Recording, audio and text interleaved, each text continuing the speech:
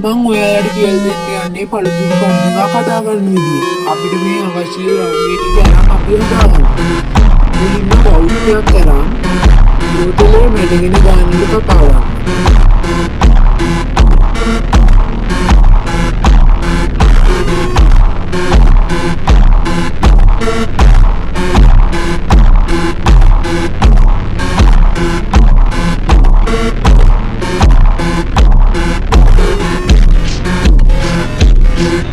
පස්සේ මේ වගේ ගති කිහිපයක් කපා ගන්න. ඊට පස්සේ පානට බෝතලයක මූඩිය කොටස කපාගෙන මූඩිය මේ බෝතලයට අලව ගන්න. ඊට පස්සේ අනෙක් කොටස ඊට සවි කරගෙන මේකට සවි කරගන්න.